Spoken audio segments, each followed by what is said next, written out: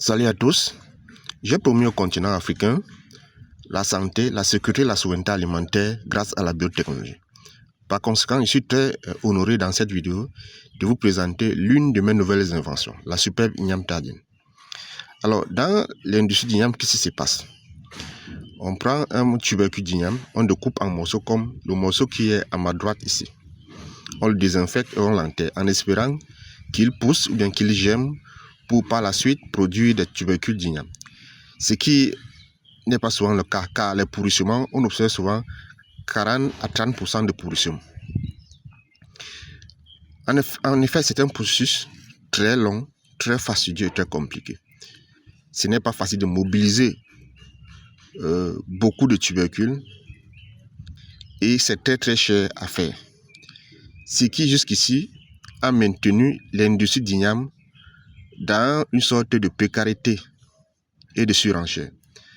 Ce qui fait donc également que l'igname, les tubercules d'igname coûtent très cher dans nos différents marchés ici en Afrique. Au vu de cette réalité, où les meilleurs producteurs d'igname qui utilisent la technologie traditionnelle de la bouture récoltent un maximum par hectare 50 tonnes. Les meilleurs producteurs, mais en général, la moyenne des producteurs se situe entre 5 tonnes et 10 tonnes.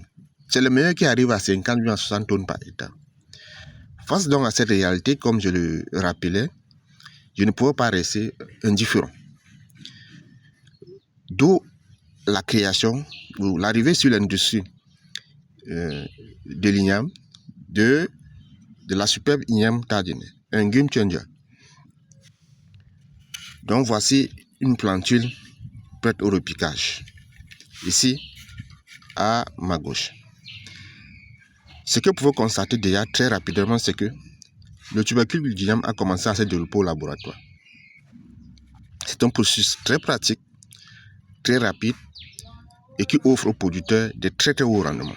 Donc, au lieu d'avoir maximum pour le meilleur producteur 50-60 tonnes par hectare, avec ce que ça comporte comme processus fastidieux, lourd, pénible et cher, on a une technologie très pratique, très rapide, très efficace qui nous offre une moyenne de 200 tonnes par hectare.